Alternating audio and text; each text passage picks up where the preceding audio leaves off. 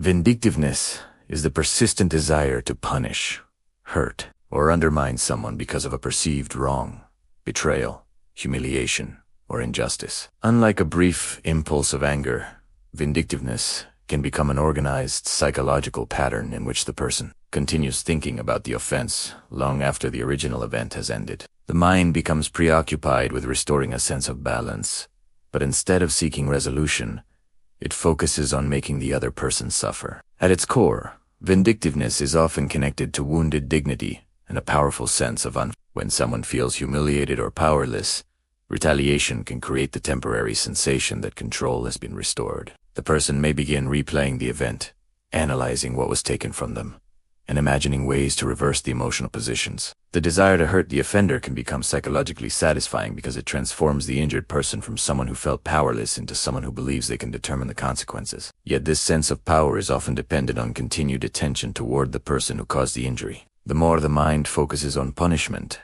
the more psychologically present the offender remains. Vindictiveness can therefore create a strange form of emotional attachment in which hatred and resentment keep a person connected to the very individual they want to forget. It may also become intensified by shame. Humiliation can be difficult to tolerate because it threatens the person's sense of status and identity. Retaliation can then become an attempt to erase that feeling by restoring superiority or forcing the other person into a position of weakness. The deeper danger of vindictiveness is that it can gradually transform justice into personal destruction. Once punishment becomes emotionally rewarding, increasingly severe responses can begin to feel justified. The mind may selectively remember the offender's worst actions while ignoring complexity, context, or opportunities for resolution. Moral reasoning can become distorted because the person believes the target deserves whatever happens to them.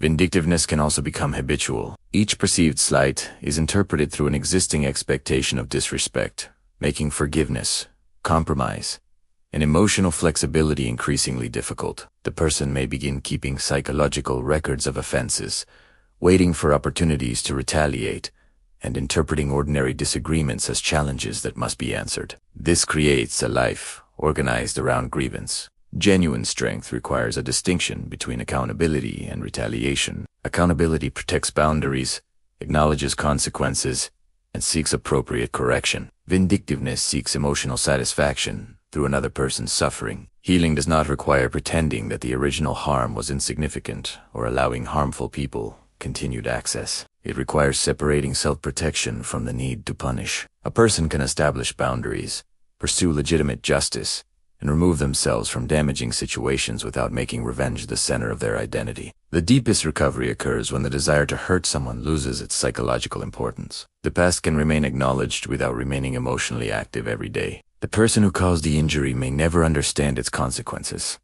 apologize, or experience the punishment that once seemed necessary. Yet personal freedom does not have to depend on those outcomes. Vindictiveness begins to weaken when dignity is restored internally rather than through another person's suffering. The strongest response to humiliation is not always retaliation. Sometimes it is rebuilding the self so completely that the offense no longer determines who you become. When the need to make someone suffer disappears, the psychological power they once held over you disappears with it.